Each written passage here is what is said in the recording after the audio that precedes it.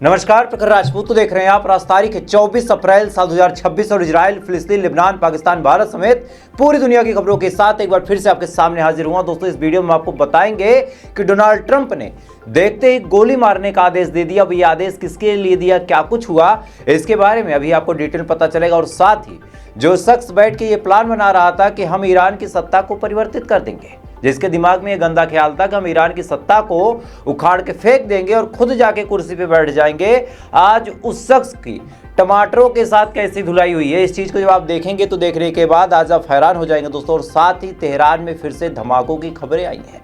जी हाँ, तेहरान के अंदर से फिर से धमाकों की खबरें आई हैं। अब ये खबरें कहां से आई, क्या कुछ हुआ, इसके बारे में भी आपको डिटेल बताऊंगा दोस्तों। और साथ ही IRGC ने अपनी मिसाइलों को नीले रंग से पेंट कर दिया है। जी हाँ, IRGC ने अपने मिसाइलों को नीले रंग से पेंट कर दिया और पेंट करने के बाद क्या कुछ हुआ, क्या पूरी कहानी थी, वो भी आपको पता चलेगा। और साथ ही हिजबुल्लाह ने इजराइल के ऊपर बड़ा हमला किया है। अब ये हमला क्यों किया, क्या बड़ी वजह, इसके बारे में भी आपको पता चलेगा। और साथ ही ईरान के एक जहाज को अमेरिका ने फिर से कैप्चर कर लिया। जी हाँ, ईरान के एक जहाज को अमेरिका ने फिर से कैप्चर किया और इस बार इंडियन ओशन में आके कैप्चर किया गया। तो क्या ये भारत के लिए टेंशन की बात है या फिर कोई और इसमें कहानी है, इसके बारे में भी आपको पता चलेगा। यानी यकीन मानिए दोस्तों, एक ही वीडियो में पूरे मिडिल ईस्ट की वो तमाम बड़ी खबरें, जो खबरें आपके लिए जानना बिल्कुल जरूरी है, उसको हम आपको डिटेल बताएंगे। और साथ ही जिन खबरों को देखने के लिए आपको अलग अलग चैनलों पे जाना पड़ता है, उन चैनलों के माध्यम से आपको घंटों का वक्त अपना जाया करना पड़ता है, लेकिन एक ही वीडियो में हम आपको पूरे दिन की सबसे बड़ी खबरें बताते हैं। इस वजह से अगर आप चैनल पे नए हैं तो वीडियो को लाइक जरूर कर लीजिएगा, चैनल को सब्सक्राइब जरूर कर लीजिएगा। और साथ ही कमेंट में इस वीडियो को आप कहां से देख रहे हैं कमेंट करके जरूर बताइएगा। तब तक एक करके मैं आपको खबरें बताता हूं। और सबसे पहली, सबसे बड़ी और सबसे अहम जो खबर निकल के सामने आ रही है दोस्तों, वो ईरान के हवाले से आ रही है। दरअसल ईरान में पिछले 24 घंटों में 3 बड़ी घटनाएं घटी है। सबसे बड़ी घटना यह है कि ईरान की राजधानी तेहरान के आसपास धमाके देखने को मिले हैं। आज तक की ये रिपोर्ट है, जिसके हवाले से मैं आपको बता रहा हूँ। स्क्रीन पे आप सबूत भी देख सकते हैं।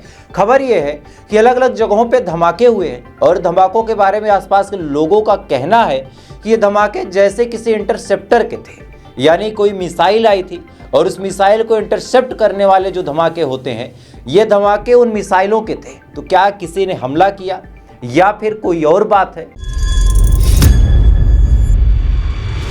या फिर इसमें कोई फेक न्यूज़ है, इसके बारे में मैं आपको तीनों चीज़ें डिटेल में समझा देता हूं।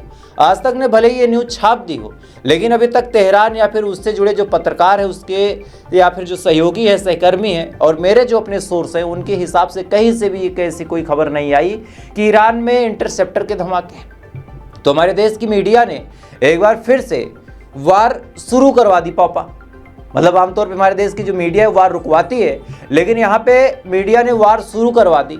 हालांकि ऐसी कोई घटना नहीं घटी है। चूंकि ऐसी कोई खबर निकल के सामने नहीं आई, तो मुझे लगा कि एक बार इसको एक्सपोज भी कर देना चाहिए। जो बहुत सारे लोग ऐसे हैं जो बेचारे इंस्टाग्राम चलाते हैं या फिर यूट्यूब चलाते हैं, बड़े बड़े चैनलों के फॉलोअर बने बैठे हैं, वो देखते हैं ऐसी खबरों को, उनको लगता है कि यार जंग शुरू हो गई।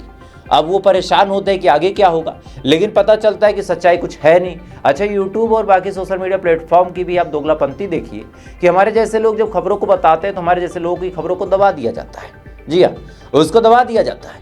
लेकिन यहाँ पे जो लोग हैं, जब ये खबरें दिखाते हैं तो इनकी खबरों को दबाया नहीं जाता, उसको प्यार से पुश किया जाता है, बढ़ाया जाता है, ताकि ज़्यादा से ज़्यादा फॉल्स नैरेटिव फैलाया जाए और ज़्यादा से ज़्यादा लोगों का ब्रेन वॉश किया जाए। तो आप समझदार हैं कि इन चैनलों से आपको बच के रहना है। खैर दोस्तों, इधर ये तमाम चीज़ चल रही है, लेकिन इसी बीच इंडियन ओशन से बड़ी खबर निकल के सामने आई है कि अमेरिका ने हिमाकत करते हुए एक जहाज को पकड़ लिया, जिसका नाम था मैजेस्टिक एक्स जहाज को, जो अमेरिका के सोल्जर हैं, जाते और जाने के बाद उसको अपने कब्जे में लेते, और बाकायदा इसका वीडियो भी अमेरिका द्वारा रिलीज किया गया। और मैं चाहूंगा कि उस वीडियो को आप देखें जरा।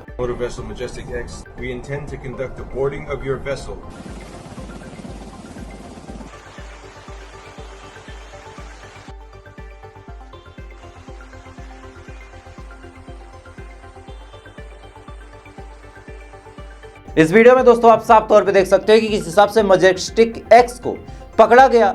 और सबसे ताज्जुब की बात यह है कि इस जहाज को इंडियन ओशन में पकड़ा गया, ना कि पर्सियन गल्फ में, जहां अमेरिका ने अपना ब्लॉकेड लगा रखा है। तो बड़ा सवाल ये निकल के सामने आता है कि आखिर इंडियन ओशन में अमेरिका के जवानों की इतनी हिम्मत कैसे?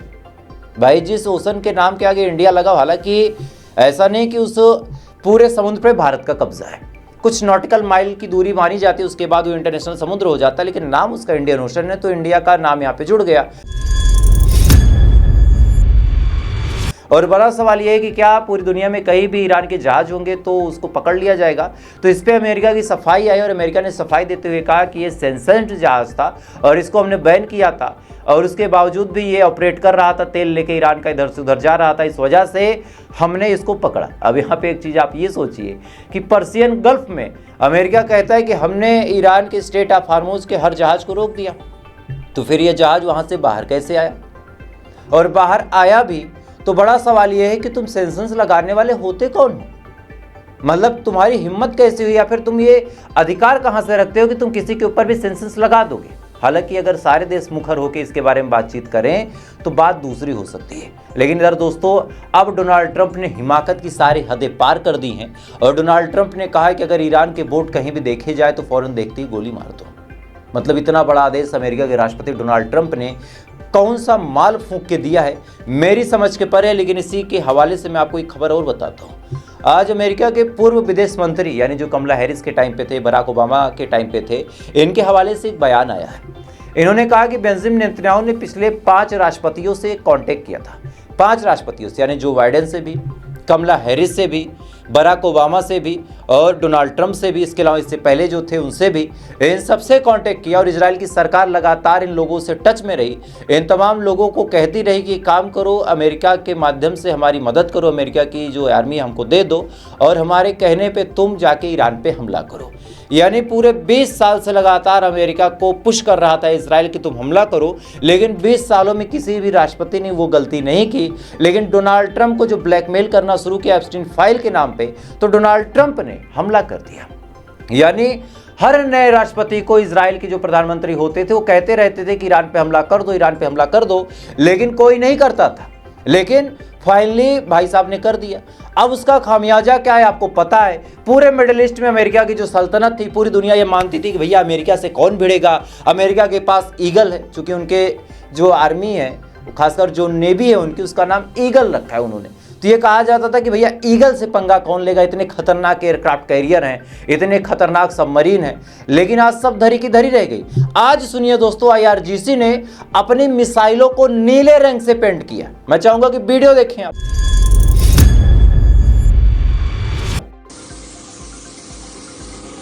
बिस्मिल्लाहिर्रहमानिर्रहीम। این کار قشنگ و بچه‌های سپاه دارن انجام میدن در پاسخ به درخواست پسران ایران زمین. انشالله بره به قلب رژیم منحوس صهیونیستی و آمریکای جنایتکار به نیابت از همه ملت شریف ایران. اینم موشک آبی رنگ. इस वीडियो में दोस्तों आप साफ तौर पे देख सकते हैं कि किस हिसाब से मिसाइलों को नीले रंग से पेंट कर दिया है IRGC ने। अब आपके दिमाग में सवाल आएगा कि भाई साहब एक बात बताओ, इन मिसाइलों को नीले रंग से पेंट करने का क्या मतलब है। तो मैं आपको बताता हूं कि दरअसल ईरान के बच्चों ने रिक्वेस्ट की थी कि मैं चाहता हूं कि नीले रंग से आप मिसाइलों को पेंट कर दो। IRGC ने कहा कि उससे क्या फायदा होगा। बच्चों ने दिमाग लगाया, बच्चों ने कहा कि आसमान का रंग नीला होता है, तो अगर आप नीले रंग से कर देंगे तो नंगी आंखों से मिसाइलों को ज़्यादा दूर से देखना थोड़ा सा मुश्किल होगा, क्योंकि अगर कोई चीज़ सफ़ेद आ रही है तो आप उसको देख सकते हैं, लेकिन नीले आसमान में नीले रंग की कोई चीज़ आ रही है तो धुआं भले ही आपको दिख जाए, मिसाइल देखने में दिक्कत होगी। IRGC के जब ये लोग सुनते हैं कि बच्चों ने ऐसी सलाह दी तो उन्हें लगा यार बात तो बड़ी पते की है। मतलब अब बच्चों का जज्बा देखिए कि बच्चों ने इतनी सही सलाह दी और कहा कि अगर आप नीले रंग से पेंट करते हैं तो मिसाइलें ज़्यादा दूर से दिखेंगी, नहीं तो लोग भाग नहीं पाएंगे। समझ रहे हैं। उसके बाद नीले रंग से पेंट करते उसका वीडियो जारी किया IRGC ने, जिसका वीडियो मैंने आपको दिखाया। और इसी के बाद IRGC के अंदर एक नया जोश है, नया जुनून है। IRGC के सामने बार बार अमेरिका कह रहा, बार बार पाकिस्तान कह रहा कि आइए बातचीत करते हैं, आइए निगोशिएशन करते हैं, आइए कोई डील कर लेते हैं। लेकिन IRGC कुछ सुनने को तैयार नहीं है। IRGC के खिलाफ भले ही चाहे जितने बड़े बयान अमेरिका दे रहा हो कि देखते ही गोली मार दो, सीज कर दो, सेंसस लगा दो, IRGC साफ तौर पे कह रहा कि हमें फर्क नहीं पड़ता। IRGC साफ तौर पे कह रहा है कि भाई साहब हमें फर्क नहीं पड़ता, तुम सेंसस या सील हमें नहीं लगा पाओगे, और जंग लड़ने की बात है तो 40 दिन में तुमने देख लिया, 2 4 6 दिन और देख रहा हो तो आ जाओ। खैर इसी बीच दोस्तों एक शख्स था जिसने इस पूरे खेल को रचा, बेंजामिन नेतन्याहू और मोहम्मद बिन सलमान को आप हटा दें तो एक शख्स और है जो इस पूरे खेल का सबसे बड़ा मास्टरमाइंड है और जिसकी सबसे बड़ी लालसा छुपी हुई थी, उसका नाम था रेजा पहलवी। रेजा पहलवी लगातार अमेरिका में बैठ के भड़काऊ बयान देता था, अपने लोगों को मोसाद का एजेंट बनाता था। अब आप पूछेंगे कैसे, तो मैं आपको बताता हूं। देखिए, रेजा पहलवी ईरान का ही था, इस वजह से ईरान में कम से कम उसके हजारों फॉलोअर थे और रेजा पहलवी उनसे टच में रहा करता था। रेजा पहलवी लोगों को बताता था कि भाई साहब, अगर मैं कुर्सी पे बैठूंगा तो तुम्हारे लिए ये कर दूंगा, मैं कुर्सी पे बैठूंगा आपके लिए ये कर दूंगा। वैसे ही समझिए जैसे आज बीजेपी रूलिंग में है, कांग्रेस अपोजिशन में है, तो कांग्रेस के कार्यकर्ता तो एक्टिव है भाई, वो भी उम्मीद में है कि कभी कांग्रेस आएगी। भाजपा वाले अगर आज कुर्सी पे बैठे हैं तो समाजवादी पार्टी भी उम्मीद कर रही है कि कभी हम भी आएंगे, उनके कार्यकर्ता भी उम्मीद कर रहे हैं। तो सेम ऐसे समझिए रेजा पहलवी के लोग उम्मीद करके बैठे थे कि भाई साहब रेजा पहलवी आएगा तो हमारे ऐसे होंगे। तो इसने क्या किया, इन लोगों को कहा कि तुम इजराइल की मदद करो। तो वही लोग थे कि फिर मोसाद और CIA के एजेंट बन गए। उसके बाद उन्हीं के माध्यम से रेजा पहलवी ने धमाके भी करवाए, उन्हीं के माध्यम से रेजा पहलवी ने प्रोटेस्ट भी करवाए। इतना हिंसक प्रोटेस्ट हुआ, क्या कुछ हुआ आपको पता होगा। उन्हीं के माध्यम से रेजा पहलवी IRGC को पलटना चाहता था, खामने की सरकार, उनकी सत्ता को गिराना चाहता था। लेकिन जब समय पलटा तो रेजा पहलवी आज सड़कों पे टमाटर और पिचकारियां खा रहा। वीडियो देखिए जरा।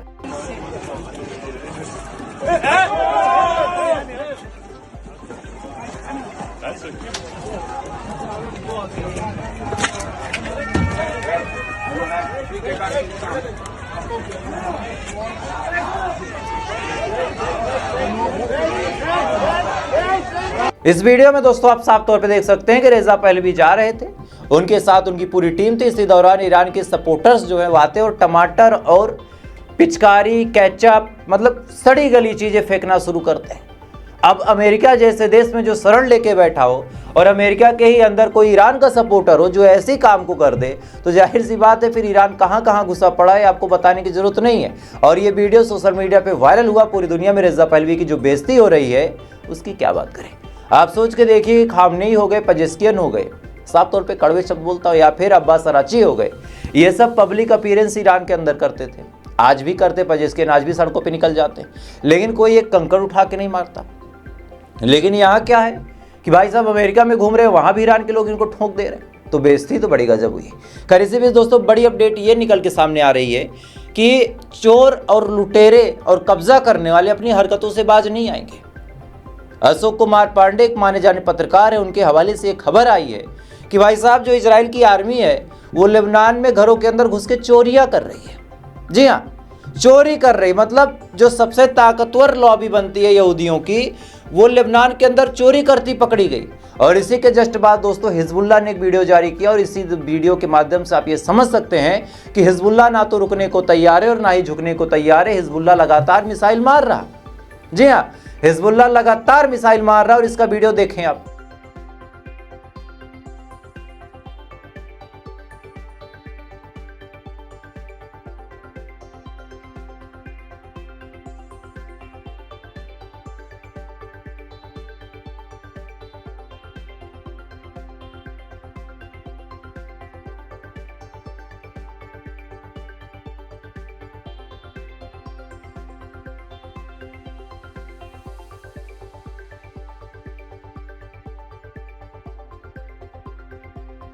इस वीडियो में आप साफ तौर पे देख सकते हैं कि हिजबुल्लाह ने इजराइल के कुछ इलाकों को टारगेट किया और ये पूरा वीडियो हिजबुल्लाह ने ही अपलोड किया, ये कोई और नहीं था। हिजबुल्लाह ने इस बारे में दावा किया कि हमने इजराइल को टारगेट किया और टारगेट करने के पीछे वो दोस्तों वजह सबसे बड़ी ये है कि इजराइल भी छुटपुट तरीके से हिजबुल्लाह को टारगेट करता है।